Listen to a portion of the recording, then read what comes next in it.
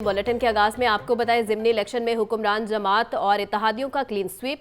लाहौर में कौमी असम्बली के 1 और पंजाब असम्बली के 4 हलकों में फतेह समेटी। गैर हतमी नताइज के मुताबिक NA 119 से अली परवेज मलिक 61,086 वोट लेकर कामयाब, जबकि PP 164 से राशिद मिनास 31,499 वोट लेकर कामयाब। PP 147 से मलिक मोहम्मद रियाज 31,841 वोट लेकर जीत गए।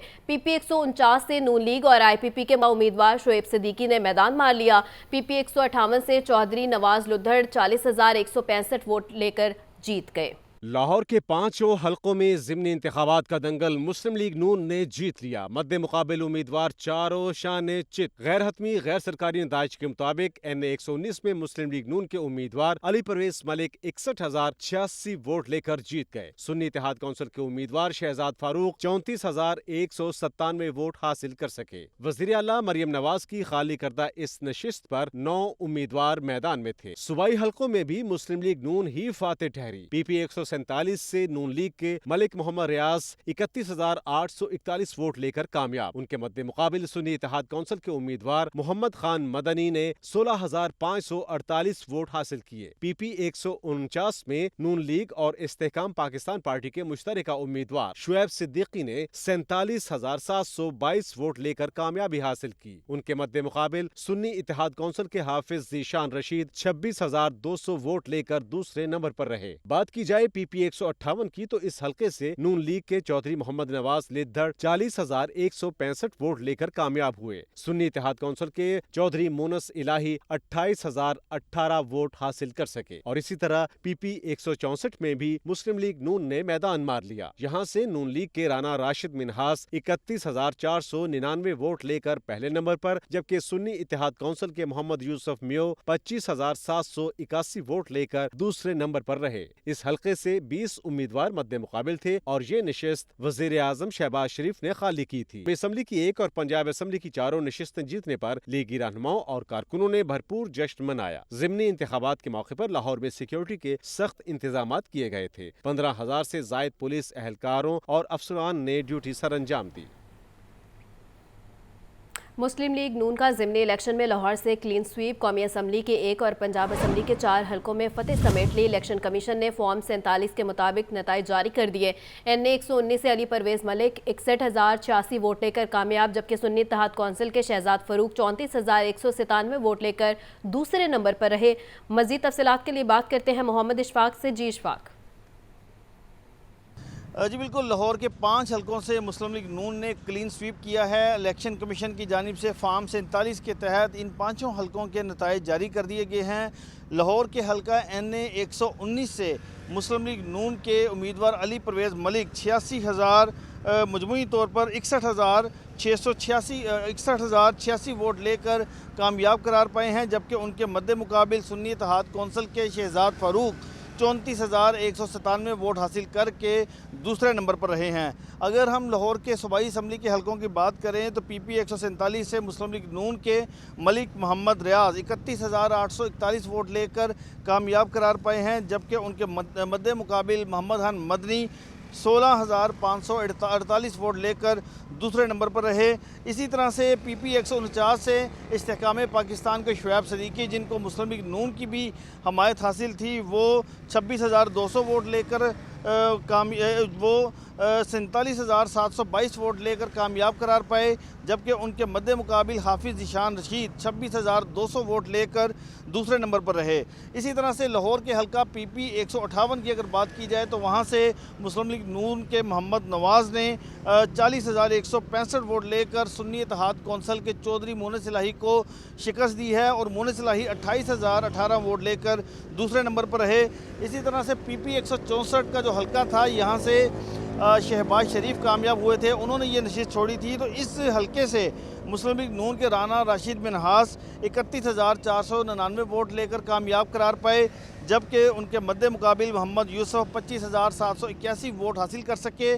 तो नाज़रीन, ये जो नताइज हमने आपसे शेयर किए हैं, ये फॉर्म 47 के तहत इलेक्शन कमीशन की जानिब से जारी किए गए हैं और इन नताइज के मुताबिक मुस्लिम लीग नून ने लाहौर के 5 हलकों से क्लीन स्वीप किया है। शुक्रिया इशफाक। पंजाब असम्बली का प्री बजट इजलास ताख़ीर का शिकार। प्री बजट इजलास में माली साल 2024 और 25 के बजट पर तजवीज़ मुरतब की जाएंगी। अपोजिशन और हुकूमती अरकान अपनी बजट तजवीज़ देंगे। पंजाब असम्बली का प्री बजट इजलास सुबह 11 बजे तलब किया गया था। मज़ीद जानते हैं लियाकत अली से। जी लियाकत। बिल्कुल, आज पंजाब असम्बली का इजलास जो है वो प्री बजट सेशन के नुक्ता नज़र से तलब किया गया है। कल जो है गवर्नर पंजाब ने इस इजलास का नोटिफिकेशन किया था। आज जो है पंजाब असम्बली के इजलास के एजेंडे की बात करें तो इस पर जो है वो वक्फा सवालात में महकमा आपाशी से मुतल्लिक़ सवालात के जवाब दरियाफ़्त किए जाएंगे। मुख्तलिफ तहरीक इल्तवाकार और तवज्जो नोटिस भी जो है ऐवान में पेश किए जाएंगे और साथ ही साथ मुख्तलिफ महकमों की ऑडिट रिपोर्ट्स भी जो है वो आज ऐवान में ले की जाएंगी। उसके बाद जो है वो प्री बजट सेशन होगा, उसमें अरकान असम्बली अपनी अपनी आइंदा माली साल 2024-25 के लिए बजट तजावीज़ देंगे और इस हवाले से जो है वो हुकूमत का कहना है कि अपोजिशन की जो भी और हुकूमती अरकान की जो भी तजावीज़ आएंगी उनको आइंदा माली साल के बजट का हिस्सा बनाने की कोशिश की जाएगी। तो यूँ ये प्री बजट इजलास जो होता है ये मैंडेटरी होता है कि हर आइंदा माली साल के बजट को पेश करने से पहले जो है वो बजट तजावीज़ ऐवान से ली जाती हैं। तो उसी नुक्ता नज़र से ये इजलास तलब किया गया। 11 बजे इजलास का वक्त था, लेकिन अभी तक जो है वो अरकान की आमद का जो है वो सुस्त रवि से सिलसिला जारी है। बुनियादी तौर पर कल चूँकि ज़मीनी इंतखाब था तो रात गए तक अरकान असम्बली मुख्तलिफ हलकों में जो है वो अपने अपने पार्टी के उम्मीदवारों की ड्यूटीज़ में मसरूफ़ रहे, तो इसलिए ताख़ीर के साथ जो है अब अरकान असम्बली पहुँच रहे हैं। Deputy speaker Zaheer Iqbal Channar Punjab assembly पहुँच चुके हैं। जब वो असम्बली पहुँचे तो उनसे ज़मीनी इंतखाब के हवाले से सवाल किया गया तो उन्होंने कहा कि अल्लाह ताला के शुक्रगुज़ार हैं कि हमें ये कामयाबी मिली और मरियम नवाज़ की जो हुकूमती इक़दामात हैं ये उन्हीं का नतीजा है कि इस ज़मीनी इंतखाब में इतनी वाज़ेह तौर पर जो अक्सरियत मिली और पाकिस्तान मुस्लिम लीग ने क्लीन स्वीप किया। जी ठीक है लियाकत, बहुत शुक्रिया। खबर दें आपको, DPO Sargodha Mohammad Faisal Kamran DIG operations Lahore तैनात हो गए हैं। डीआईजी ऑपरेशंस अली नासिर रिजवी ने ओहदे का चार्ज छोड़ दिया, इस्लामाबाद रवाना हो गए। तैनाती का नोटिफिकेशन जारी कर दिया है। मजीद इसी पर जानते हैं मुजाहिद लतीफ़ से। मुजाहिद से रब्ता बहाल करने की कोशिश करेंगे। आपको अहम तरीन खबर के हवाले से अपडेट कर रहे हैं। DPO Sargodha Mohammad Faisal Kamran DIG operations Lahore तैनात और डीआईजी ऑपरेशंस अली नासिर रिजवी ने ओहदे का चार्ज छोड़ दिया है, इस्लामाबाद रवाना हो गए हैं और तैनाती का नोटिफिकेशन जारी कर दिया गया है। डीआईजी ऑपरेशंस अली नासिर रिजवी ने ओहदे का चार्ज छोड़ दिया है और DPO Sargodha Mohammad Faisal Kamran DIG operations Lahore तैनात हो गए हैं। हमें ज्वाइन किया है मुजाहिद लतीफ़ ने। मज़ीद डिटेल्स लेते हैं। जी मुजाहिद। देखिए जी, आज सुबह पंजाब पुलिस में बड़े तकर्रो तबादलों के जो खबरें हैं वो आई और सबसे पहले डीआईजी ऑपरेशन लाहौर जो है फैसल कामरान, उनको डीआईजी ऑपरेशन लाहौर जो है वो तैनात कर दिया गया है और उनका नोटिफिकेशन भी जारी कर दिया गया है। इसी तरह से साबिक डीआईजी ऑपरेशन सैयद अली नासिर रिजवी ने आईजी इस्लामाबाद का भी चार्ज संभाल लिया और ज़राए से ये मालूम हुआ है कि अली नासिर रिजवी ने आईजी इस्लामाबाद चार्ज संभालते ही ईरानी सदर की हाई सिक्योरिटी के लिए जो है वो हंगामी मीटिंग तलब कर ली है। साबिक डीआईजी ऑपरेशन सैयद अली नासिर रिजवी सुबह 4 बजे तक अपने दफ्तर में मौजूद रहे और सुबह जो है वो यहाँ से रवाना हो गए थे और जो नए डीआईजी ऑपरेशन लाहौर जिन्हें तैनात किया गया है वो डीपीओ सरगोदा के तौर पे अपने फराइज सर अंजाम दे रहे थे। मोहम्मद फैसल कामरान को डीआईजी ऑपरेशन लाहौर तैनात कर दिया गया है और उनकी तैनाती का नोटिफिकेशन जो है वो भी जारी कर दिया गया है। बहुत सारे नाम जो थे वो डीआईजी ऑपरेशन लाहौर के लिए सामने आ रहे थे कि डीआईजी ऑपरेशन लाहौर के लिए किसको तैनात किया जाएगा, लेकिन एक ऐसा नाम जो डीपीओ सरगोदा थे मोहम्मद फैसल कामरान, उनका डीआईजी ऑपरेशन तैनाती का नोटिफिकेशन जो है वो जारी कर दिया गया है और बताया जा रहा है कि एक आध दिन में ही जो डीआईजी ऑपरेशन तैनात होने वाले मोहम्मद फैसल कामरान हैं वो अपने ओहदे का चार्ज। ठीक है मुजाहिद, बहुत शुक्रिया। और अब बात करेंगे बढ़ती हुई महंगाई के हवाले से। ज़िला इंतज़ामिया रोटी नान के सरकारी नर्ख पर अमल दरामद करवाने में मुतहरिक है और 24 घंटे में 87 मुकामात पर खिलाफ वर्जियाँ की गई हैं। 33 मुकदमा दर्ज किए गए हैं। 28 अफराद गिरफ्तार भी किए गए हैं। रोटी और नान की कीमतों में खिलाफ वर्जी करने वालों को 80,000 रुपये से ज़ायद के जुर्माने आयद किए गए हैं। मज़ीद क्या तफसीलात है जानते हैं इमरान अकबर से। जी इमरान। वज़ीर पंजाब ने रोटी व नान रिलीफ प्रोग्राम शुरू कर रखा है। शहरियों को सस्ती रोटी व नान दस्तियाब करवाने के लिए लाहौर में 1330 मकामात की चेकिंग की गई। 1243 मकामात पर सस्ती रोटी दस्तियाब है। ज़िला इंतज़ामिया का ये दावा है, जबकि 87 मकामात पर खिलाफ वर्जियाँ पाई गई। 33 मुकदमात 88 गिरफ्तारियाँ की गई। रोटी व नान की कीमतों में खिलाफ वर्जी करने वालों को 80,000 रुपये के जुर्माने भी आए किए गए। डिप्टी कमिश्नर लाहौर राफिया हैदर का कहना है कि एडिशनल डिप्टी कमिश्नर जनरल की नान व रोटी की कीमतों के खिलाफ वर्जियों पर कार्रवाइयाँ सामने आई हैं, जिसमें शुजैन विस्ट्रो ने ग्वाल मंडी 4 स्ट्रीट के इंस्पेक्शन की। तमाम तंदूर पॉइंट्स पर रोटी व नान की कीमतें नुमाया जगह जो है वीज़ा पाई गई। शहरी रोटी व नान की कीमतों पर मुतमईन और ज़िला इंतज़ामिया के इक़दाम को सराह रहे हैं, जबकि रोटी व नान की कीमतों पर अमल दरामद के लिए फील्ड में सख्त मॉनिटरिंग जारी है। डीसी लाहौर का ये भी कहना है कि नान व रोटी की फरोख्त को हर सूरत मुकर्रर करदा कीमतों पर यकीनी बनाया जाएगा। शहरी रोटी व नान की कीमत की शिकायत के लिए ज़िला पंजाब हेल्पलाइन 080002345 पर दराज करवाएं और इसका इजाला करवाने के लिए ज़िला इंतज़ामिया जो है मुकम्मल तौर पर ताउन करेगी। जी ठीक है इमरान, बहुत शुक्रिया। सूबाई वज़ीर इत्तलात अज़मा बुखारी पंजाब असम्बली के बाहर मीडिया से गुफ्तगू कर रही हैं। बराह रास्त लिए चलते हैं। 2 महीने बाद उसके हुकूमत में आने के बाद इलेक्शन हुआ और वो बाय इलेक्शन जो है उसके अंदर इमरान खान वो सीट हार गया था। कल रात को पाकिस्तान में और बिलखसूस पंजाब में जो इलेक्शन रिज़ल्ट्स आए हैं उसमें ये कहना कि जी हुकूमतें जीत जाती हैं, ये फिनोमेना इसलिए दुरुस्त साबित नहीं हुआ, जैसे मैंने बताया कि माजी के अंदर ये सब हो चुका है। बल्कि हमजा शहबाज शरीफ साहब की जब हुकूमत थी, हम अपने बाई इलेक्शन उस वक़्त हारे थे। कल के इलेक्शन में ऐसा नया क्या था? कल के इलेक्शन में ऐसा ख़ास क्या था कि जिसके अंदर ये तमाम जो माजी के अंदर जो इलेक्शंस हुए हैं उससे मुख्तलिफ रिज़ल्ट्स आए, और वो है मरीम नवाज शरीफ।